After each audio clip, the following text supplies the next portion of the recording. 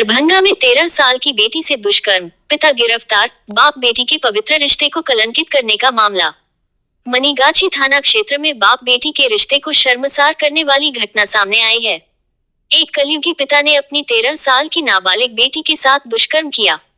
पीड़िता की मां ने 16 अप्रैल को थाने पहुंचकर प्राथमिकी दर्ज कराई। पुलिस ने तुरंत कार्रवाई करते हुए आरोपी पिता को गिरफ्तार कर लिया। पुलिस के अनुसार घटना 15 अप्रैल की है। पीड़िता अपनी बुआ के घर रह रही थी। पिता उसे घर लाने गया। लौटते समय सुनसान जगह पर उसने बेटी के साथ दुष्कर्म किया। बच्ची ने विरोध किया, लेकिन आरोपी नहीं रुका। घर पहुंचने पर पीड़िता ने मां को पूरी बात बताई। पहले तो मां सामाजिक बदनामी के डर से चुप रही, फिर हिम्मत जुटाकर बेटी को लेकर थाने पहुंची।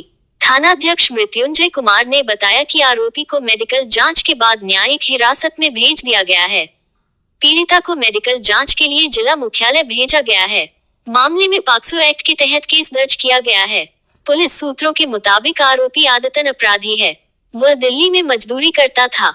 2017 में वहां भी इसी तरह की घटना को अंजाम दे चुका है। उस मामले में 6 साल जेल में रहा। कुछ दिन पहले ही जमानत पर घर लौटा था।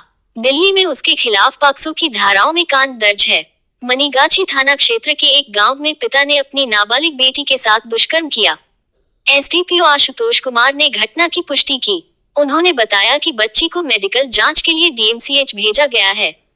पुलिस मामले की जांच कर रही है। एसडीपीओ ने बताया कि आरोपी पहले भी इसी तरह की घटना को अंजाम दिल्ली में दे चुका है।